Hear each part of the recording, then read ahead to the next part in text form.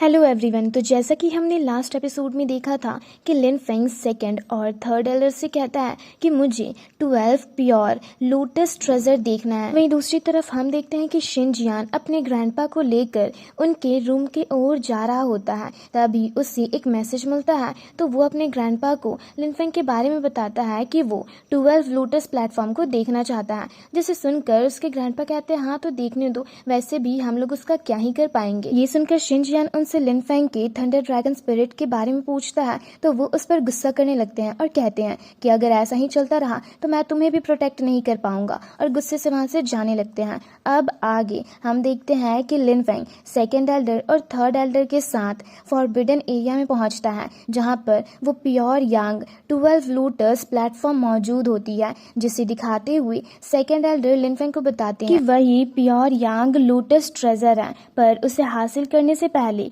आपको उसके सील को अनलॉक करना होगा, तभी जाकर आप उसके करीब जा पाओगे। ये सुनकर लिन फेंग अपने इमॉर्टल सील का इस्तेमाल करके उसके सील को काफी आसानी से अनलॉक कर देता है। ये देख तो दोनों ही एल्डर्स हैरान हो जाते हैं। वहीं शाइनी मिस यांग और एल्डर यांग तियांशु के साथ लिन फेंग के पीछे जाते हुए उन्हें चिढ़ा रही होती है। पर वहीं दूसरी तरफ हम देखते हैं कि लिन फेंग के साथ शाओ तियान भी उस लोटस ट्रेजर के पास जाता है और उसे देख काफी हैरान होकर कहता है कि इसकी ब्रीथ तो ट्रू गॉड इमॉर्टल लेवल के ट्रेजर से भी काफी ज्यादा स्ट्रांग लग रही है। पर तभी जैसे ही वो उसके करीब जाता है तो वो उस पर अटैक कर देती है। ये देख वो डर कर लिन फेंग की स्पिरिचुअल वर्ल्ड में चला जाता है, पर हम देखते हैं कि लिन फेंग उसके अटैक को काफी आसानी से ब्लॉक कर देता है और फिर अपनी मैजिकल आइज के जरिए उस लोटस ट्रेजर को काफी करीब से देखने लगता है। और जब वो अपनी आंखें खोलता है तो सेकेंड एल्डर उस लोटस ट्रेजर के बारे में लिन फेंग को सारी बातें बताते हैं और कहते हैं कि इसकी ट्रू फायर तो इमॉर्टल लेवल के कल्टीवेटर्स तक को हरा सकती है, इसलिए अब तक इसका कोई ओनर नहीं बना है। ये सुनकर लिन फेंग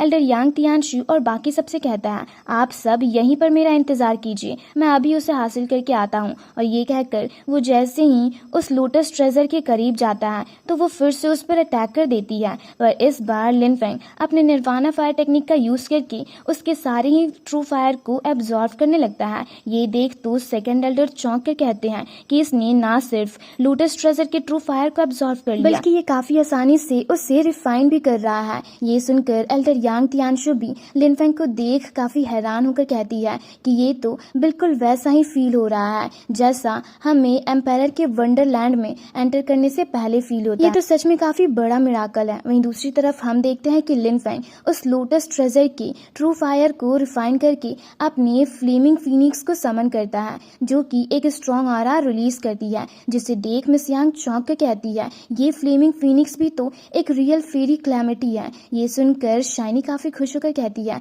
ब्रदर गु फेंग तो बहुत ही ज्यादा स्ट्रॉन्ग है। वहीं दूसरी तरफ हम देखते हैं कि लिन फेंग लोटस ट्रेजर के ट्रू फायर को रिफाइन करने के बाद खुद को देख कहता है कि अब 6th फ्लोर मेरा कंप्लीट हो गया है, जो कि काफी अच्छी बात है। और ये कहने के बाद वो उस लोटस ट्रेजर को अपने पास रख लेता है। ये देख सेकेंड एल्डर चौंक कर कहते हैं इसने इतनी आसानी से उस लोटस ट्रेजर को हासिल कर लिया। तभी लिन फेंग उस लोटस ट्रेजर को हासिल करने के बाद उन सबके पास वापस आता है तो एल्डर यांग तियांशु और उनके सारे ही साथी लिन फेंग को कॉन्ग्रेचुलेट करते हैं। ये देख सेकेंड एल्डर और थर्ड एल्डर भी लिन फेंग को कॉन्ग्रेचुलेट करते हैं। तो लिन फेंग उनसे पूछता है कि यहाँ पर इस ट्रेजर के अलावा प्रीवियस लाइफ में एंसेस्टर्स ने और कौन कौन सा ट्रेजर छोड़ा है, जिसे सुनकर सेकेंड एल्डर उसे बताते हैं कि यहाँ से 100 माइल्स की दूरी पर एक इमॉर्टल स्वॉर्ड मौजूद है। जिसे सुनकर लिन फेंग उन लोगों के साथ वहां पर पहुंचता है, जहां पहुंचकर शाओ तियान उस स्वॉर्ड को देख काफी हैरान होकर कहता है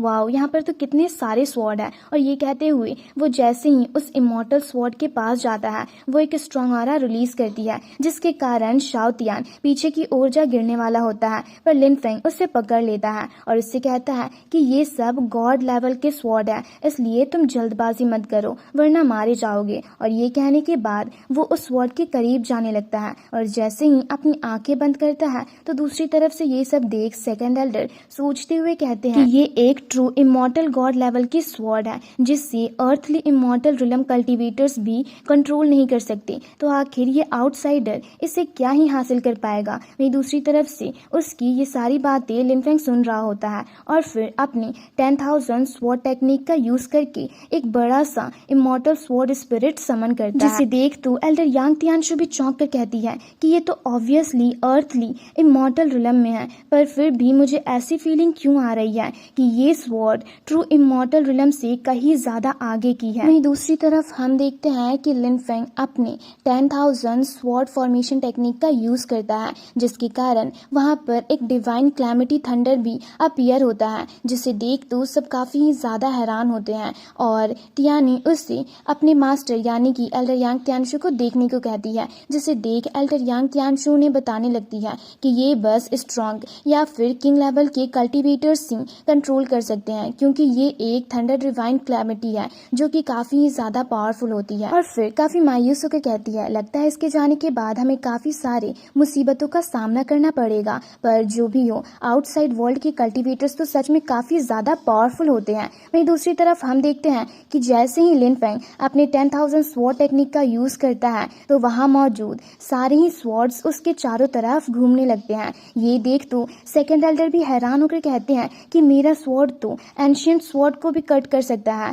पर फिर भी ये इस आउटसाइडर कल्टीवेटर के चारों तरफ घूमने लगा। वहीं लिन फेंग के उस टेक्निक को देख तो मिस यांग भी चौंक कर कहती है कि ये सारे ही स्वॉर्ड ट्रू फेरी लेवल के स्वॉर्ड्स हैं, पर फिर भी ये इस एंशिएंट विंड के चारों तरफ घूम रहे हैं। वहीं दूसरी तरफ शाओ तियान लिन फेंग के स्वॉर्ड फॉर्मेशन टेक्निक को देख काफी खुश होकर उससे कहता है, मास्टर आप इन सारे ही स्वॉर्ड्स को अपने पास रख लो, ताकि आप जब फ्यूचर में वर्चुअल गॉड बन जाओ तो ये सारे मुझे दे देना। ये सुनकर लिन फेंग उससे कहता है कि यहाँ पर टोटल 1200 स्वॉर्ड्स हैं, जिसमें से 6 स्वॉर्ड काफी ज्यादा एडवांस लेवल की है और बाकी सब नॉर्मल है। और फिर वो उस true immortal level sword spirit से कहता है कि अब जब तुम मेरे सामने सरेंडर करने को तैयार हो तो मैं एज अपॉलॉजी यहाँ मौजूद बाकी अदर स्वॉर्ड्स को यहीं पर छोड़ दूंगा। वहीं ये सब देख दूसरी तरफ सेकंड एल्डर को अपने स्वॉर्ड की फिक्र हो रही होती है और वो काफी हैरान होकर कहते हैं, अब मैं क्या करूंगा, मैं अपने स्वॉर्ड को बॉर्डर पर मौजूद दुश्मनों से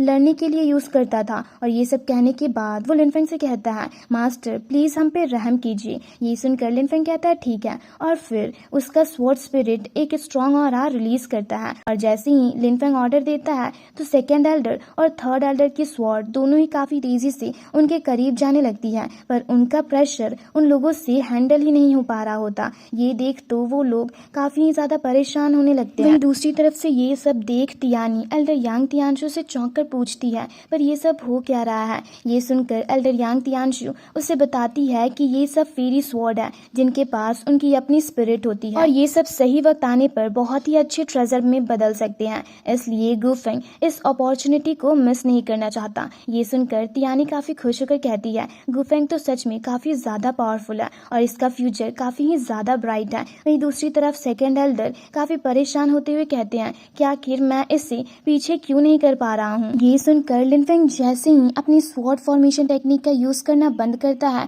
तो वहां मौजूद सारे ही स्वॉर्ड्स वापस से अपनी जगह पर चले जाते हैं। साथ ही सेकंड एल्डर को भी उनका स्वॉर्ड मिल जाता है, जिसके बाद लिन फेंग नीचे आकर उनसे कहता है कि ये स्वॉर्ड तो सच में काफी ही ज्यादा अच्छी है।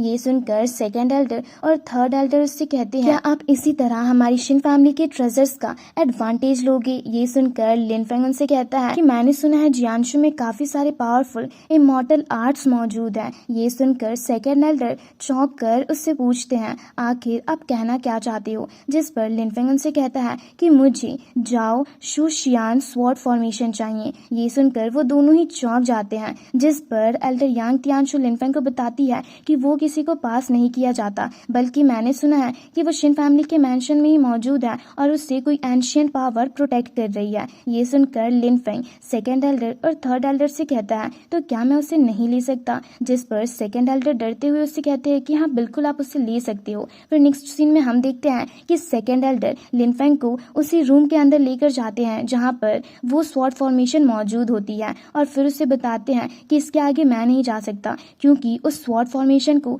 बस इमॉर्टल लॉर्ड ही देख सकते हैं, हम नहीं देख सकते। ये सुनकर लिन फेंग कहता है ठीक है, और आगे जाते हुए चारों तरफ देखता है तो उससे वहां पर एक स्क्रॉल दिखती है, जिसे लेकर वो अपनी आंखें बंद करता है और अपनी पावर्स का यूज करता है तो एक अलग ही इमॉर्टल स्पेस में पहुंच जाता है, जहां पर उसे एंसेस्टर शिन की स्पिरिट भी दिखाई देती है, जो कि जैसे ही अपनी पावर्स का यूज करके एक स्ट्रॉन्ग ऑरा रिलीज करते हैं तो वहां पर वही जाओ जू शियान स्वॉर्ड फॉर्मेशन एक्टिवेट होती है, जो कि एक स्ट्रॉन्ग ऑरा रिलीज करती है, जिसे देख लिन फेंग चौंक कर कहता है कि ये तो शिन लॉन्गक्यून ट्रेजर से काफी ज्यादा पावरफुल है, मानो 100 गुना ज्यादा पावरफुल। तो अगर मैंने इसे कंट्रोल कर दिया तो इसके जरिए मेरी स्ट्रेंथ काफी ज्यादा इंक्रीज हो जाएगी। और इसके ऐसा कहते ही हमारा आज का ये एपिसोड यहीं पर खत्म होता है। तो मैं उम्मीद करती हूँ आप लोगों को ये एक्सप्लेनेशन वीडियो पसंद आई होगी, तो हमारे चैनल को जरूर से सब्सक्राइब कर देना, साथ ही इस वीडियो पर लाइक और इस पर एक प्यार सा कमेंट जरूर करना। जल्दी ही मिलते हैं इसके एक और लेटेस्ट एपिसोड के साथ। Thanks for watching.